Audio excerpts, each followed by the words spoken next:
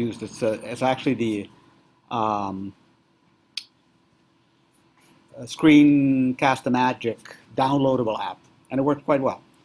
Okay. And do this, make it bigger. Okay, can you see that? Okay, so I'm going to go first I'm going to go into Pry. Actually, let's go right into Sublime Text, Sublime Edit actually instead.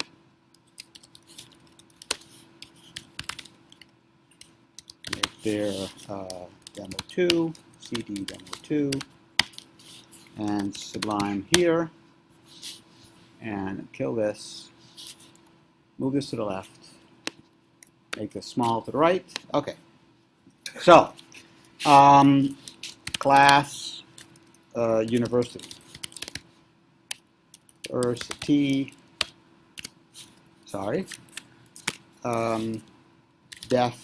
initialize name. Oh, I gotta save it as .rb. That way it knows that it's a Ruby file and the different Ruby commands will work. So demo1.rb. It doesn't need to save there because I should have said save as.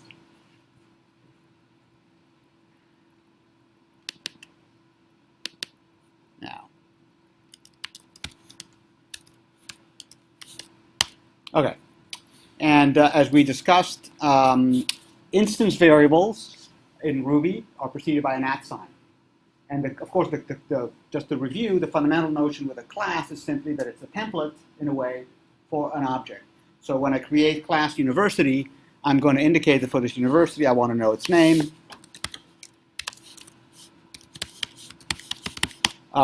Interesting here is that I say @name equals name. I should spell it correctly. And it knows that this is not, oh, I did spell it correctly. It just looks funny.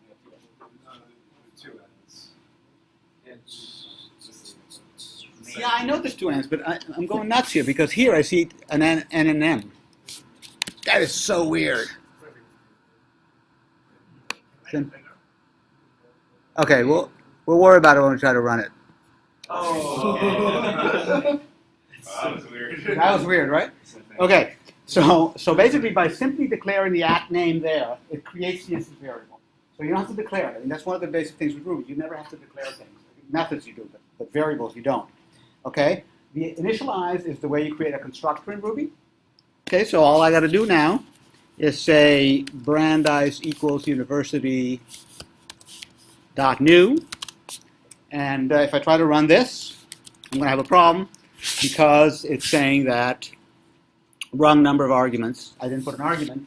So the fact that new is basically getting the fact that it needs 1 argument because the initializer is called. Pretty basic, right? So I'm going to say, pardon? Oh, that. Okay, thanks for mentioning that. So now I say Brandeis, oops. And I run it and it's fine, nothing breaks. And if I do this, we can see that it created a class, an instance of university called, well, the name doesn't appear. Okay? Very elementary. So that's a constructor. There are no, in C++, there are destructors. In Ruby, there are none, as there are none in Java. Why? Anybody? Yeah, exactly, right? Did you say something? Built-in garbage collection. What is garbage collection really quickly? Who can explain what it is? I have a blind spot over there. I don't know what's going on. Yeah, George. Frees up memory of objects which are not within. Yeah, and so before garbage collection, what did poor old programmers have to do? Pardon? Everybody mumbles. I mean, we're just like 20 people. Speak up. You mumble too. I mean, you're standing right here. Yes. Memory management? They have to basically allocate memory and then free it up. And if they didn't free it up, what would happen? What's the term for what happens? Memory leaks. Okay, what's a memory leak? Can you have a memory leak in Ruby? You mean in Ruby? Yeah, what is a memory leak, A? And B, can you have one in Ruby or Java? I think memory leak is like the memory, you do have the reference to that memory, but the memory has not been reclaimed. Right. Yeah, that's memory leaks. So can you have one in Ruby? Okay. Yeah, Bert. many recursive calls, in a way, you could forget how deep you are, but there's another way, a more common way in which you can have it. Yes. Well, Luca, yeah. okay, I know in Java if you have something like a scanner or something that's reading a file, Yeah. it'll just stay open. It doesn't know Yeah. if you're going to use it later. Right. And that can cause memory leak in Java. So Yeah. maybe the same thing. It's analogous. I mean, basically, it's not technically a memory leak because basically what you do is you assign something large to a variable, and because of something or other, that variable stays in scope. It stays alive. You will have forgotten about it. And so, that's how memory leaks happen. And they very much can happen in Ruby, although it's a little bit more difficult to have them happen, which is bad because it means that you only find out you have them when you're about to ship and it's at midnight and you discover a memory leak. Okay. Let me go back to my notes. Okay. So there's no destructor for that reason because by and large, you don't need to specify exactly what to do once the class, the object is instantiated. Okay, now private and public methods. Let's talk about that. So by default, as you can tell here, if I put a method here called define ranking, and it always returns 100 or like 1, just to be nice to us, and get rid of that. And I say br, I say put s, which is the way you print br.ranking. Obviously, it prints a 1. Okay, so this basically is that's the instance br calling a method called ranking. Notice that the methods are all automatically public, but you can make them private in the very sort of obvious way. You say private, and now I get an error. Okay, private method ranking does not exist. Good so far? Yes? You have more than one private You don't have to repeat it. method. No. And what I mean is, you have to make sure that it's underneath where it says private. Yeah, the private, yeah. Generally, this begins until stated otherwise, everything after it is private. Now, check this out. Hello. Okay. Okay. Whatever. Let us fix this mistake. Make it public again. Okay. Now, if I do this, interestingly, put s br dot name. Oops, sorry. What's going to happen? What's going to happen? Prints up the main variable. Okay. Who agrees with that? Like the at. No. At name by definition is. William. No, this does not answer your question, but I was wondering how, what does the private apply to? What Everything from the word private to the end of the method, or unless you put something else like protected or public, you can switch it back. So I think you want to print the name because the name is not private, maybe? Okay, so you think it'll print, but yes. Okay, so we have votes for both sides. Yes, go ahead. It needs to have attribute. Yeah, right. So basically, while methods by default are all visible, unless you say otherwise, instance variables are never visible. Okay? So the first thing I would do, in the simple-minded way, is I would go, oh, okay, cool, no problem. I'm going to put a method called name here, and I'm going to just return name. And now, it works. And, oh, the ranking is still private. Let me get rid of this. And there it is, now it works. So what happened here is I simply created a method called name, and all it does is return at name. Okay? So far, so good. Now, what about if I want to assign a new name? So I'm going to go, oh, okay, br.name equals Brandeis University. Run it, and I get an error. There's no way to assign. Yes, Brooke? Sorry? Yeah, I need a setter. Yeah, exactly. And how do I write a setter? Can somebody dictate it to me? Speak up.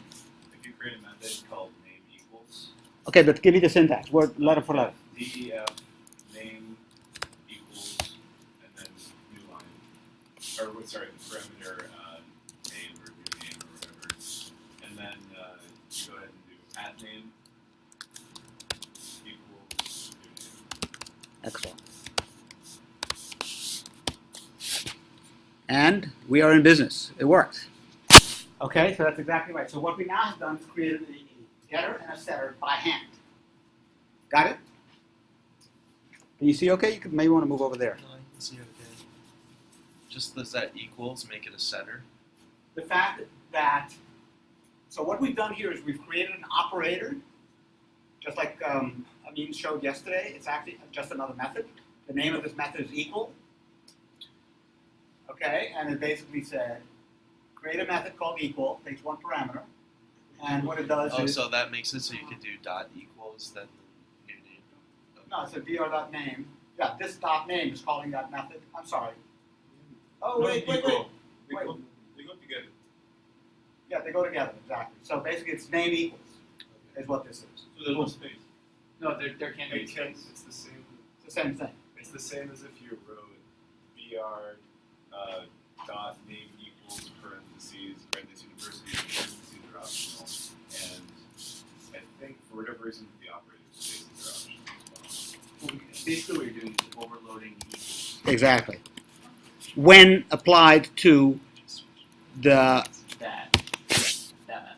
right. So basically, what I'm creating is a dot name equals essentially method, and I put all the punctuation in here to make it a little bit more obvious. Okay. Now, since we do this all the time, the wise people at Rubyland said that's kind of a lot of typing. So instead of that, you can say, oops, adder, accessor, name. And it has 100% exactly the same effect. Now I can get rid of these, and life goes on the way it did before. Now, there's actually a couple more variations. There's accessor reader, which will give you only a getter and not a setter. And there's accessor, what's the other one? Writer. Okay. So, but basically it's generally adder, accessor, and adder reader are the common ones. Yes? And you can just put like commas and then have More of them? And you have to put another semicolon in front of the variable name. Over here, you mean? Yeah. No, comma. Comma and then the name. Yeah, comma, age. Oh, so semicolon. And now I can say br.age equals 1956 or whatever. Oops. Okay, good enough. And I run it, and there it is. So now, basically, this is interesting. Notice that @age is not mentioned anywhere up here. It was just created. Okay? Yes? So you can do all your variables that way? Yeah. That defines Instant it? variables, yes. Yeah. And of course, that means that as long as this university object exists, those two values are going to go with it wherever it goes. What will make that cease to exist? What kind of things would make that university object called Brandeis 12956 cease to exist?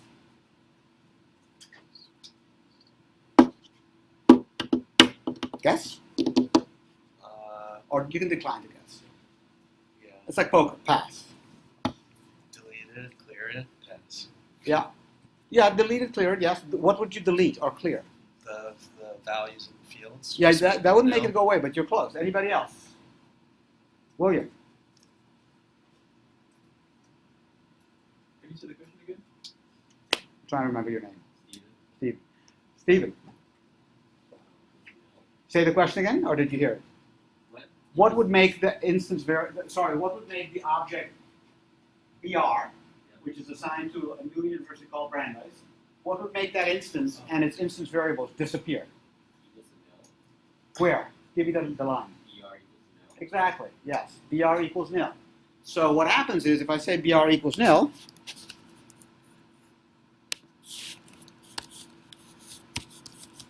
oh no, sorry, like that, and I run it, okay? This is the put s here, so don't be confused by that. It goes away. Who made it go away? Yes.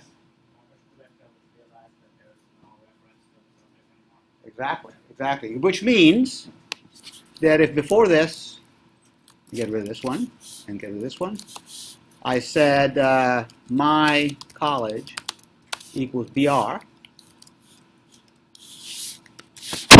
and I run it, BR is equal to nil, yes, but my college still exists. And so I have not lost Brandeis because now I have two things. Where am I? Here. Here, two references to that same object. So that's important. So I've assigned one variable to another, and what's happened is whatever this variable pointed at, whatever this variable referred to, this variable referred to, is now being referred to by this. So now we have two variables both referring to the same object, and I erase one of the variables, make it nil. The other one is still pointing at University of Brandeis, and so it survives. Yes? So there is still information in the object that it has like certain number of differences. It's conceptually what it is, but this is like people spend their life getting efficient garbage collection, but essentially that's what it is. It's got to figure out because, for instance, I could say, let me show you something crazy. Sister, let's say there's a sister university, right? Because Brandeis is a sister university to, let's say, I don't know, Tufts, Wellesley, okay? So what happens if I do this? BR dot sister equals BR. Any harm come from that? Anything bad happen? I'm not even sure myself, but my answer would be also nothing wrong happens, except for one thing. This is a memory. Okay, because there's a reference to Brandeis that's not going to go away unless I, who knows, how can I make it go away? Yes? They would have to say BR the sister equals null and then BR equals null. Exactly, and that's how it would go away. You get that? Everybody get that? I'd say BR the sister equals nil, and then BR equals nil, now it's gone. So that's one way you can get a memory leak. Okay. Okay. Let's talk about inheritance. Now, everybody knows about inheritance, right? Animal, dog is a kind of an animal, right? And you can go crazy in Ruby as well as any other language. Ruby does not have multiple inheritance, just single inheritance. So it's a little angle bracket.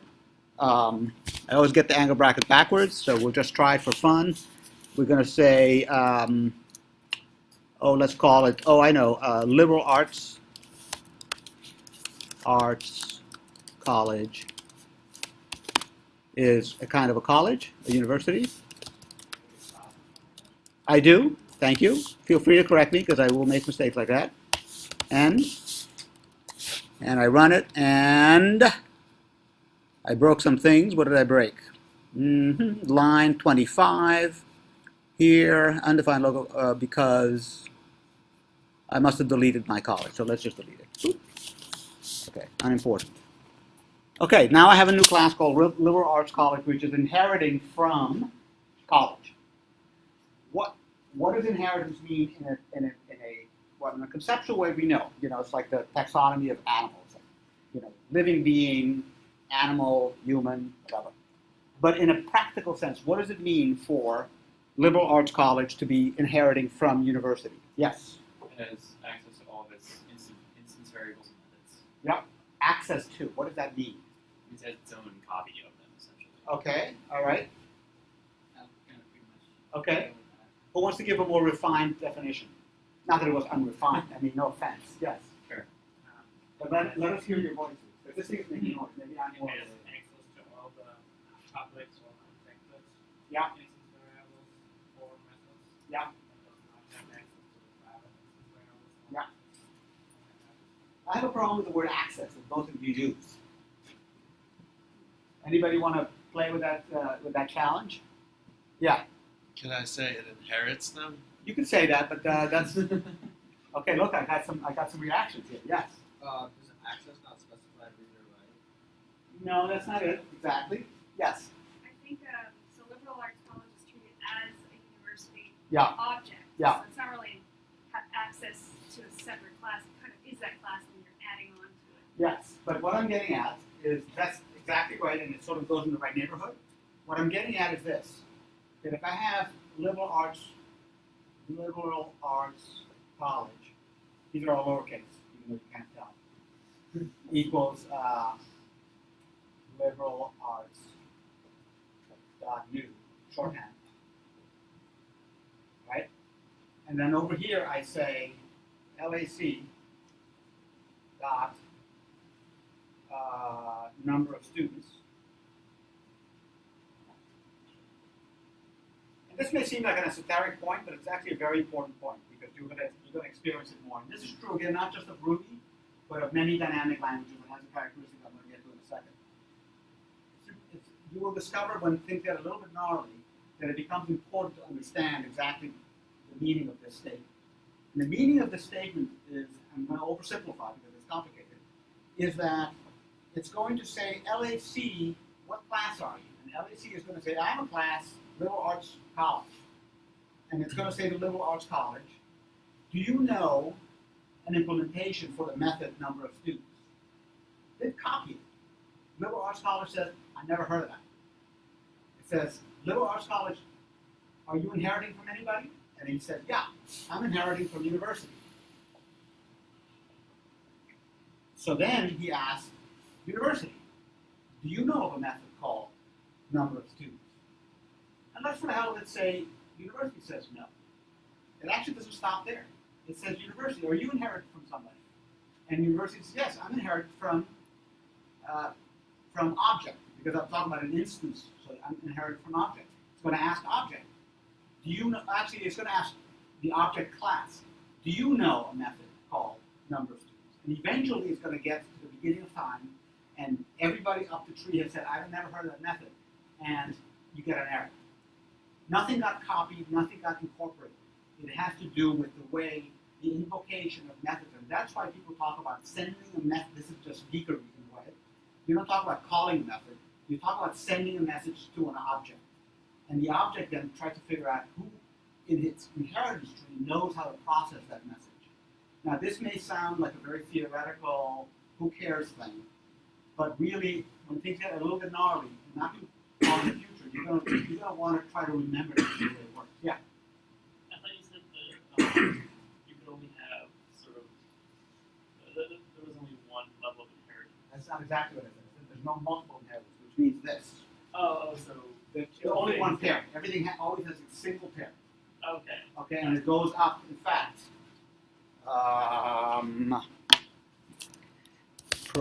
not there.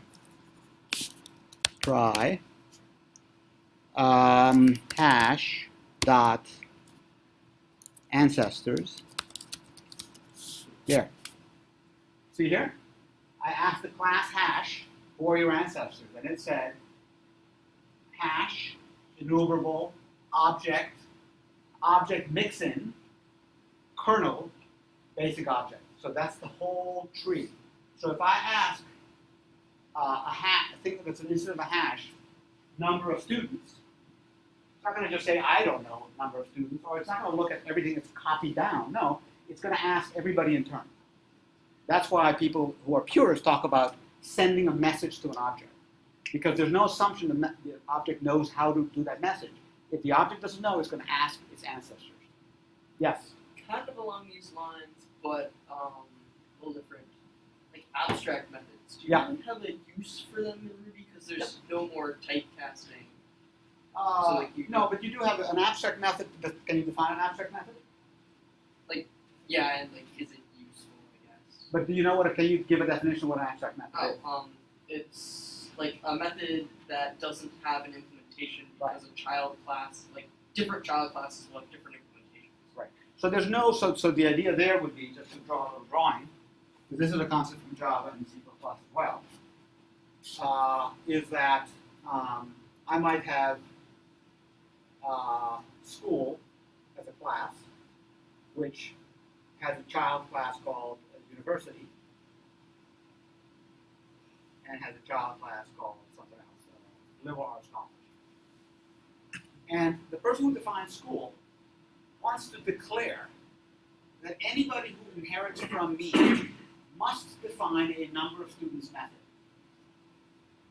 But at this level, I don't know what it should be. So you could say, I'm going to put a marker, I have to have a number of students method, but I don't know what it is. But for you to be a legal inheritor of this, you need to define it. That's what an abstract method is, and it doesn't really exist in that way. But however, the way people do it, because you sometimes need that concept that you define the way you would declare that is you would define a number of students in school, and you just say raise runtime error, saying you got to define such and such, and then it has exactly the same effect. So you'll see that occasionally. Yeah. Not at all. Not as a language construct, but as a design concept, yes, but not as a language construct, which plays right into my next topic.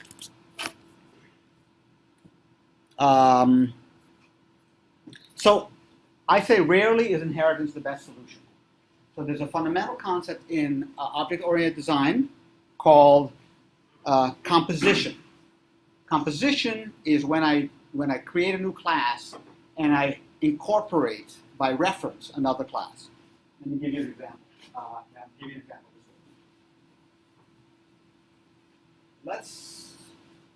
guess I'm gonna just keep it totally meta.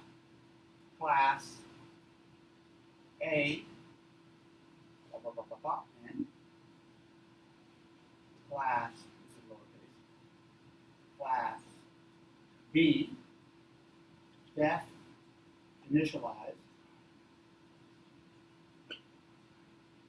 at my A equals A dot B.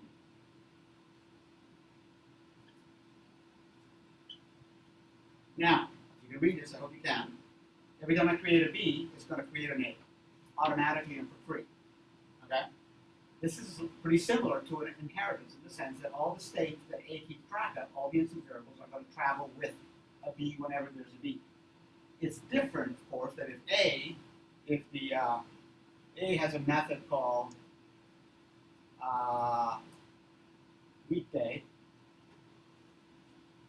and whatever, and if I was able to derive the class B by inheriting, or if I chose to do this, then I could say B dot weekday. If I follow this technique, I cannot say B dot weekday because weekday is not a method defined in B or in the experiments. Because A is simply embedded or composed into this class. Okay? It's pretty subtle, so focus.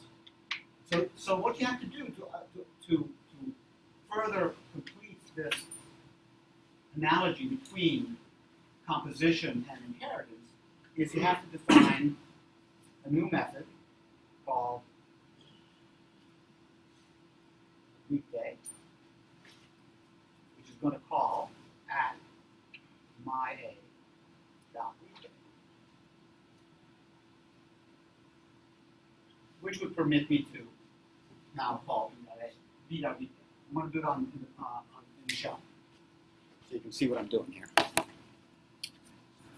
So I'm going to create a new file. This is going to be a inheritance demo. Oops. Okay. And I'm doing class A, define greet, and it returns, hello, I am A. End. I'm going to define class child of A,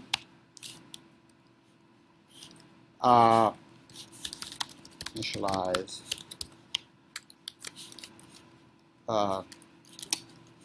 life is good, and end. So far, so good.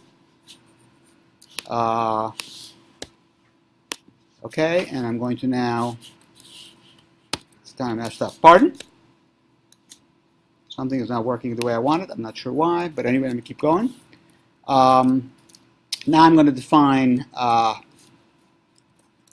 child of A equals child of A dot new, and I'm going to call child of A dot greet. And is it going to work or not? Because, Child of A doesn't inherit. right, does not work. But if I said A, it does work. Child of A greet returns hello, I'm A. So child of A is an A, okay? Now let's take the other scenario. The other scenario is going to be friend, class friend of A, define, initialize, my A equals A dot new, and a friend of A equals friend of A dot new, and if I say a friend of A dot greet, will it work or not?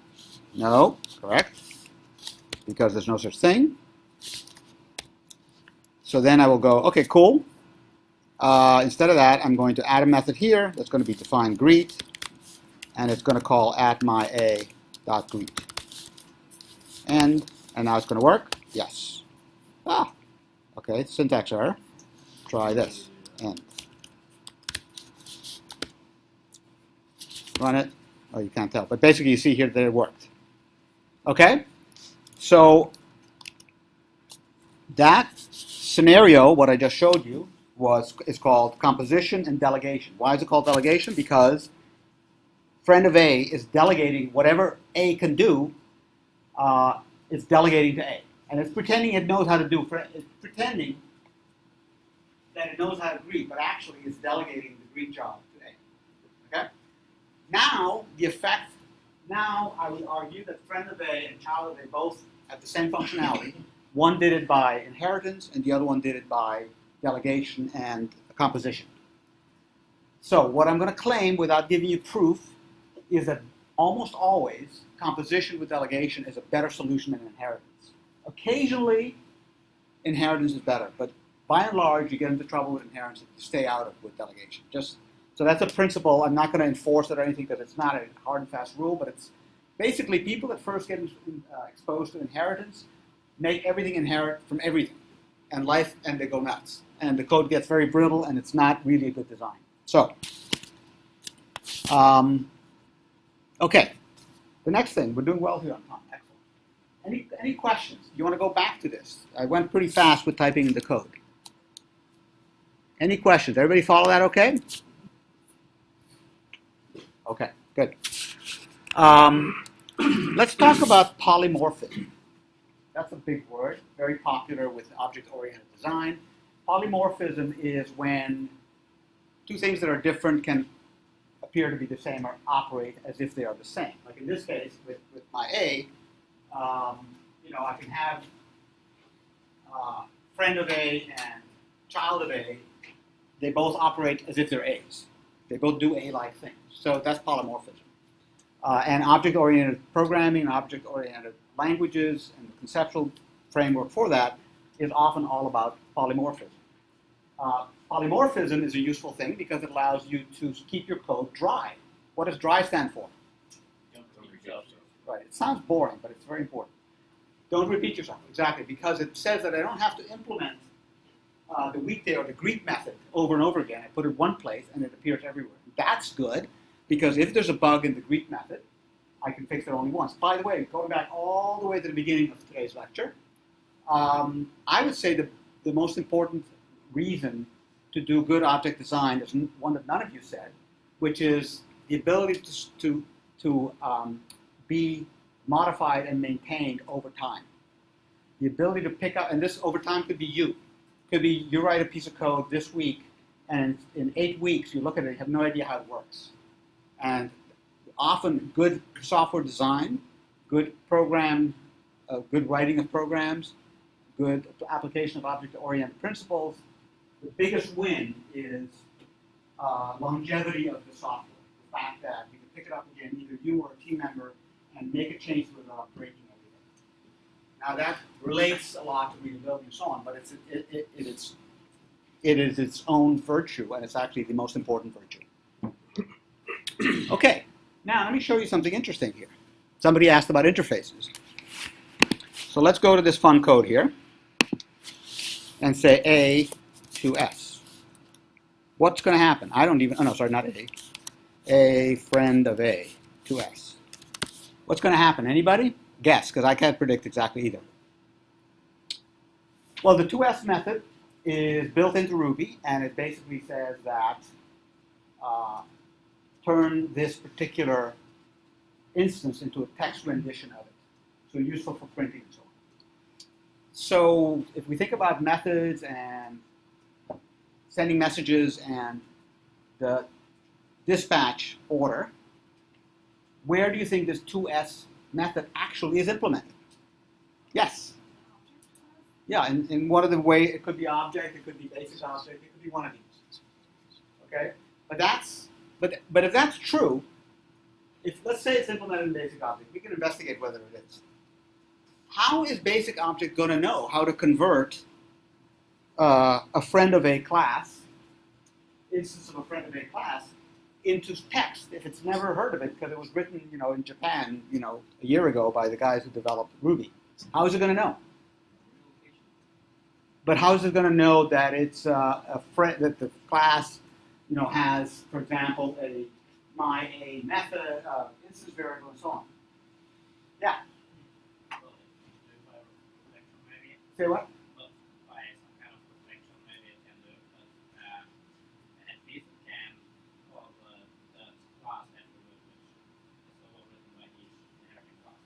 Right. So so that's the answer is, if we look at what it actually does, it doesn't do something very interesting. It doesn't really know very well how to do this. All it's saying, okay, I know it's a class. By introspection, I know that the class is called this. I know it's stored in this memory location. That's really all I can know, generically. Okay, cool. But let's say, instead of that, I'm going to add a method here called define 2S. And remembering how the method invocation works, it's going to first ask friend of A, and A, do you know how to do a 2S? Yes.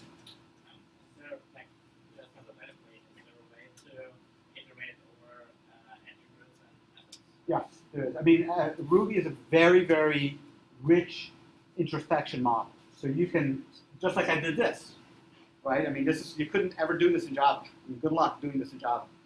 That's what you get out of having a dynamic language. Ruby is, Python is, JavaScript is. I mean, the modern languages are all give you this. They're trying to put this into Java, but the problem is that it kind of flies in the face of what's great about Java. And you end up with this, neither fish nor fowl kind of problem. So, yes, you could do all that. Absolutely. I mean, I can do, hash.method. There's all the methods on hash. And because this is let's see, just for fun, what class is this? It's an array. So which means I can say length. So there's 117 methods on hash. Introspection. So yes.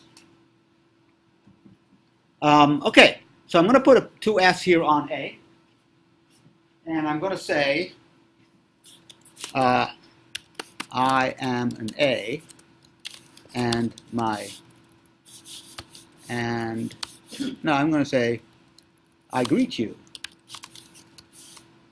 pound, greet. Notice, by the way, this is very useful. Notice that a method reference, greet, looks exactly like a variable reference. Indistinguishable. And that's a really useful thing, because that means that you can start, sometimes you'll find situations where you use a variable name, and you can just decide that from now on it's going to be a method name, define a method, and it's going to pick it up. So in this case, it's a string, it's going to return a string, I greet you, and then the string interpolation, it's going to stick in the result called the greet method, which is that string.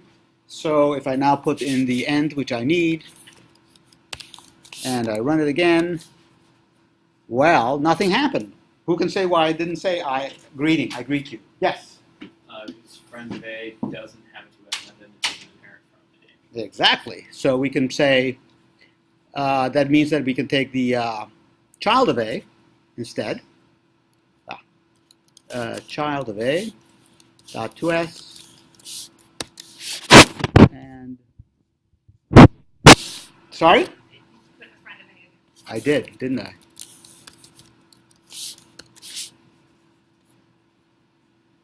Problem, child of a dot 2s, undefined local variable method. Ah!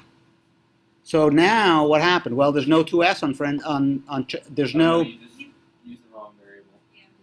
A child of A only has an One underscore between underscore. and child. There's no underscore of a. That Or Get rid of child those two. of. this one? Yeah. And Two extra. Thank you. Okay. All right.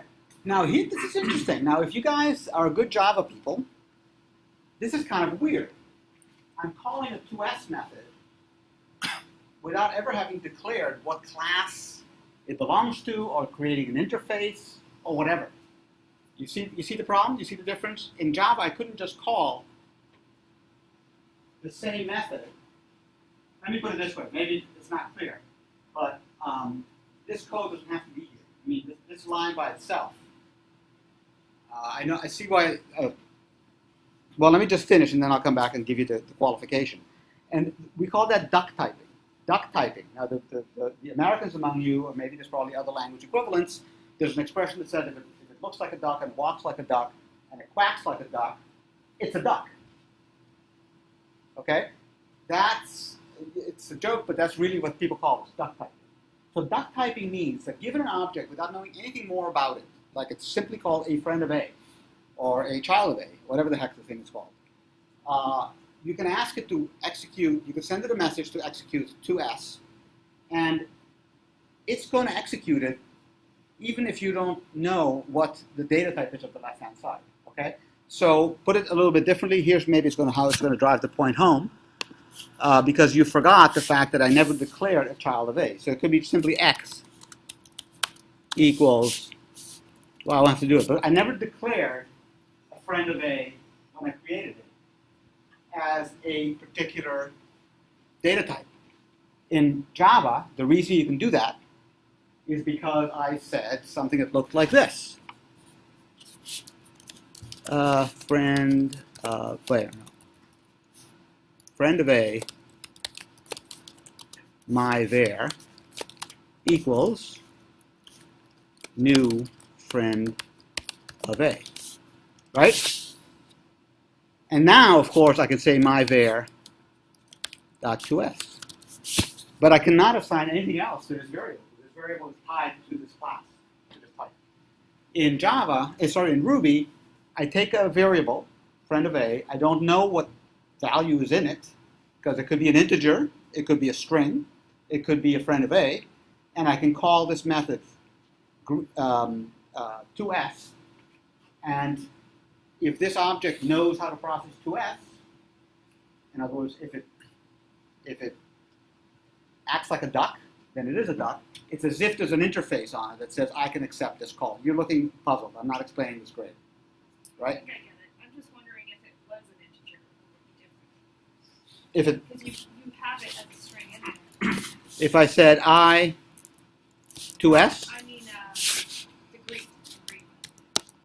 Oh, it's a You had to put, yeah, like 1.2 string or something. wait, tell me what line. There's line numbers. I'll change it. I guess the string Can I just put 1 here?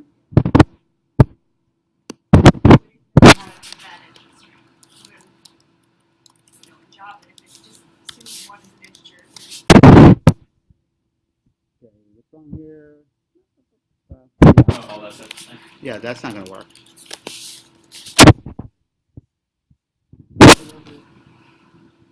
Okay, so, and you will use duck typing. I was thinking of trying to think of a more real world example.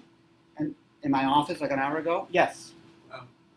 It's going to do that's essentially that 2s is an overloaded operator, right? Yes and no, because saying an overloaded operator implies that somehow there's a declaration of 2s being this operator, and in fact there is no declaration anywhere. Okay, it can be, birthday, and if I have a dog and a computer and a building, they're different classes, and they all implement a method called birthday, and I have a variable a, and I don't know what's in it, and I say a.birthday, if it's one of those three things, it's going to work without any kind of problem. It's going to say, and you have to, it's like a mouthful, is this thing a class who knows its own birthday? And if the answer is yes, then it can give me the birthday. In Java, what you would have to do is make all those three, the building, the person, and the computer, inherit from a parent class called things with birthdays, or implement an interface called things with birthdays. And only then could you call birthday on those three things.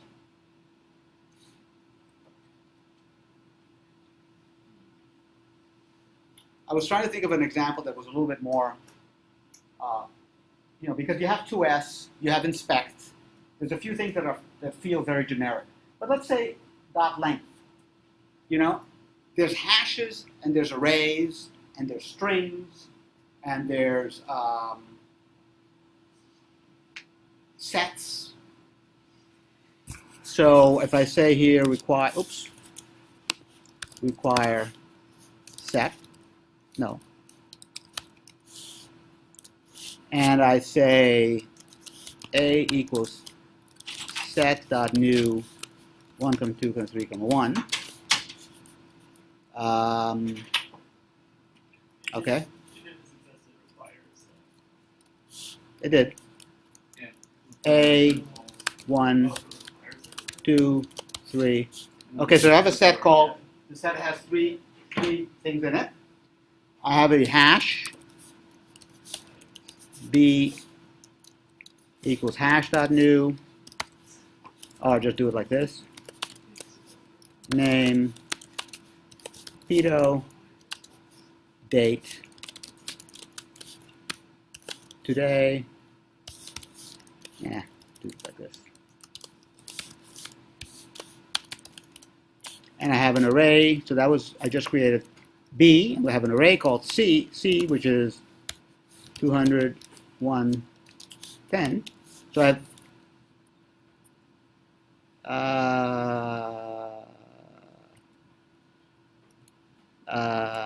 let's just say,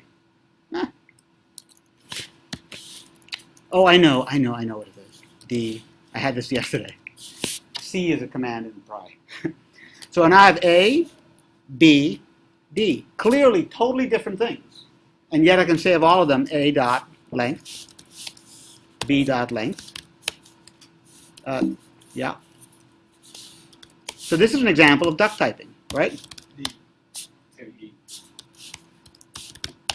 Okay? They all know how to do their length. They all know how to do their toString, obviously. And A.inspect.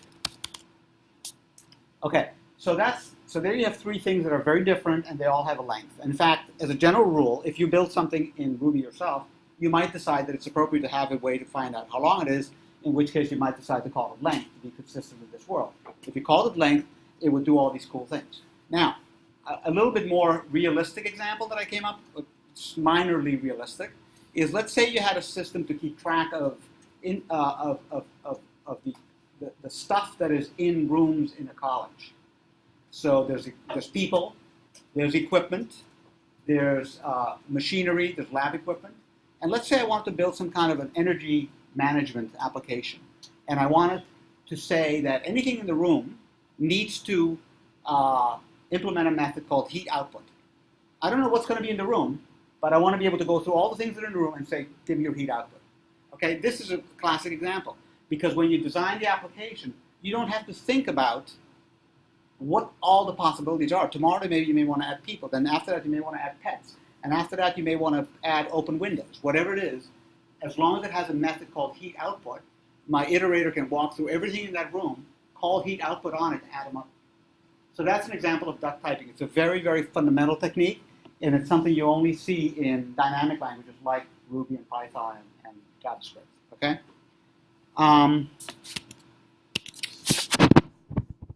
Yeah. Oh, the other example I came up with is you have a game.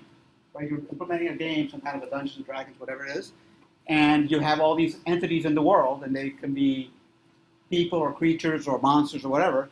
you may have a method on anything that can be in the world that says can speak, true or false. And then whatever you find as you travel through this world, you can say can speak. And you can imagine all the other things.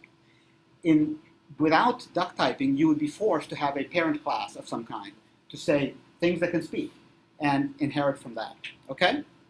So that's basically it. We're doing good on time. Yes? You want to mention about respond to? Yeah, absolutely, yes. In fact, although that's a little bit of an advanced thing, but I can actually say, okay, let me do a couple of things. Let me go to first, let me make a call that is not going to work. I'm going to call a child of dot leave, and if I call it, it throws an error, and basically your program stops, or if you have error handling. Sometimes there are some situations, not super common, where you want to know instead of getting an error, you want to know ahead of time whether it would actually be able to work.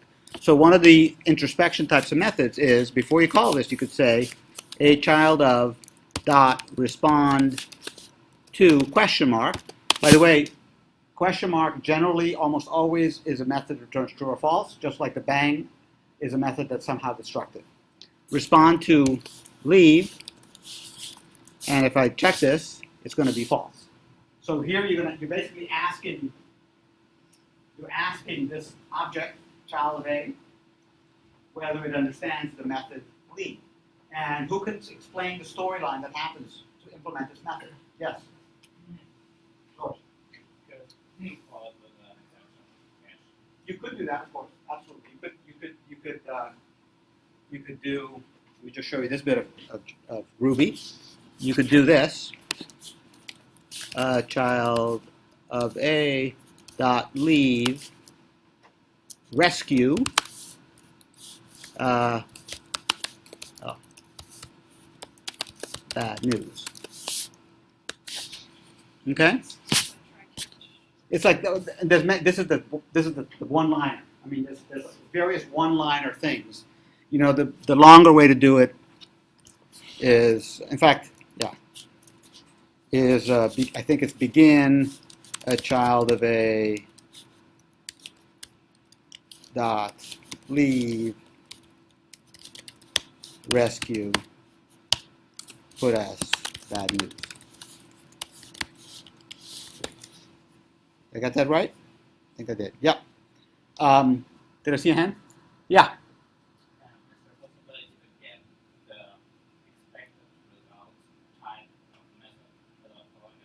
No. Because if you think about it, the method doesn't even know the expected result type. The result type is whatever happens at the last point of execution within the method. It's not declared. Right, but if you have these step back and things, and you have, just call these respond to, and okay, we'll respond somehow. Yeah. Call, so I will go and make this call. Yeah. But it returns something unexpected. Right. No, but my point is that there's no, other than executing the code of the method, there's no way to know the data type of the result. Because it could be, if, end of the universe, then 1, else, quote 1. So that's the issue. Did you have something? Yeah. Yeah, it's just another interesting thing that you can do is you can override the implementation of the method missing. Yep. So if the message goes through and the class says, hey, I don't have anything that can handle that, you can override the behavior of what it should do. That's very true, and that's very cool. So let's try to do that really quick. So let's in here put define method missing. I don't know what the parameters are. Put s. Whoa, not familiar with that one. I think method missing takes in the method name, arguments, potential block, but the argument has a splat. A splat. Define splat. The asterisk. Asterisk is splat. Thank you. Very good. So so you're saying I need it here. Oh yeah.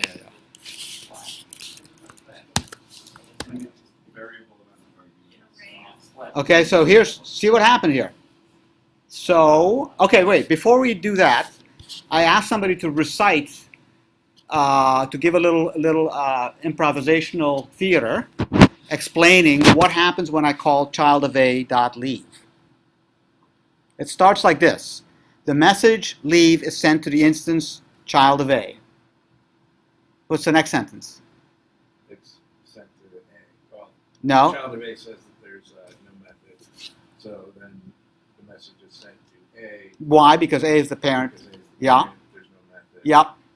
Then it's sent to Up and up and up until you get to the end of the world. Now, perfect. In that trip, if any of the classes, they don't have greet or whatever it is, leave, but they do have method missing, then that gets called instead. So let's just see what the parameters are, just for fun. Method, comma, args. Okay? Let's try that. Okay, so it says, not familiar with that one, and the method name is leave, and the args were nothing. So that means that I can say this. Right? And now, so method missing can do interesting things. It says, oh, you called me with 100. Oh, that means that you want to exit the program. Advanced feature, but really on point, given what we're talking about, because it talks about the sort of the method dispatch processing, which is a tricky topic. Did I have a question over there? No? Okay. That's a good one. Thanks. I have a question. Yes, sir. When you redefine the method missing, actually your instance is responding the method call, but the response to method still responds false. If you have both the message and the method message, is that what you meant? Because we have redefined the method missing. Yeah, up top, yeah. Here, yeah. And when you make a missing method call, Yeah. you really get a message from your colleague. Yeah, you get this. This is what's being called. But the response to another, see, that should be. Or it's asking if Yeah. you still get false You on can the see that spot, this too. do be false. Response. Oh, no. You don't. So you have to then add a That's a very excellent question.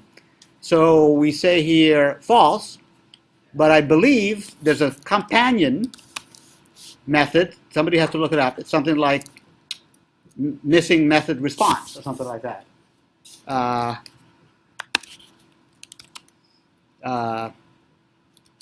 I don't remember it. But it's a very good point. And if you want to do a good job as an engineer, and this only matters when you're building a library that many people are going to use, then when you put method missing in, you should put a corresponding method. Yeah, what's the name of it? Well, I think you can just actually override respond to. And I think you can. But that's dangerous because you're going to lose all the other ones. So there's something like that where basically it's called something like method missing response to or something like that, where you can implement what to answer in the event of a method missing. Good point. Any other questions about this or anything else? Oh, let me show you another Ruby thing while we're... actually, yeah. I just want to illustrate this. There's a few other variations on this one line which are very useful. Like you can say put s hello if 1 equals 1, or if, some condition.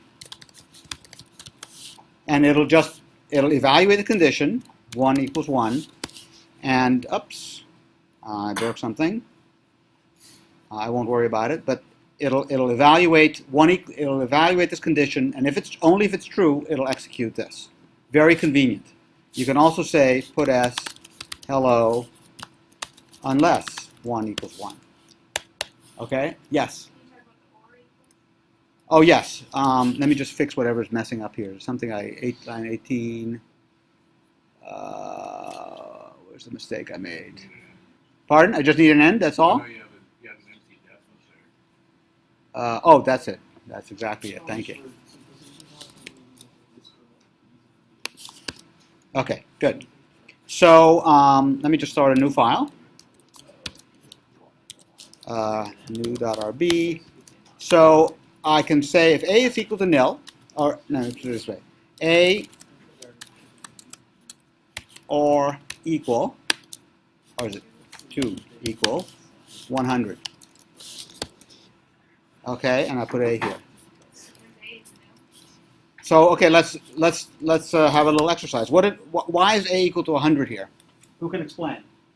Why is A being assigned to 100? Because it's not previously assigned. It was nil. Yeah. So it's, and by the way, that's because nil is equal to what? False. I mean, it's not equal to false. Take it back.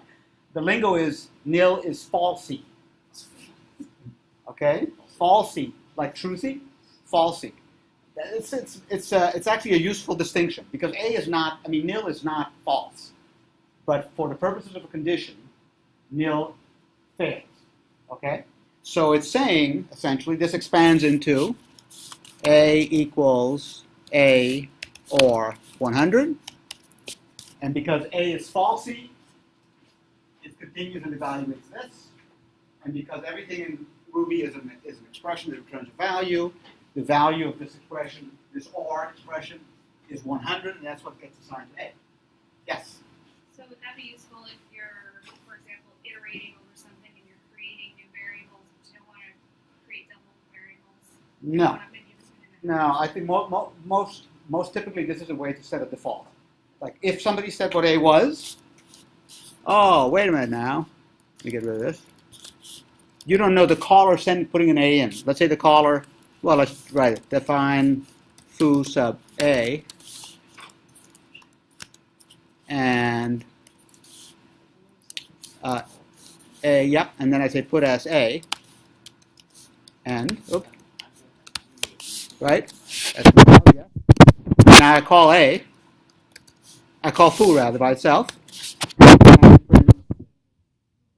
No argument. Okay. Default values, nil. Now, I call foo. I showed you something new. A equals nil means it's the default value of nil, which means foo can be called without arguments. Foo is returning nil because that's the definition, but when I say put as A, it's 100. If now somebody else says, that's nice, but I want to call foo with a hello Naranda, and I run it. Okay, now it's saying, oh, I have a value for A, it's hello Naranda, it's not nil, it's not false, therefore that's the value, that's what it puts out. Okay? Wouldn't you just do 8 as 100? Pardon? Wouldn't you just do it 8 as 100? No. No, because I want it to be 100 unless the caller gives me something different. Isn't that what the default means? Oh, yes, okay, yes, you're right. Yes. Not exactly because it would, well, you can say foo of X. Oh, God, what was that? Okay. That's, okay, don't do that. X equals nil. So it could be coming from somewhere else, is the point. Yes?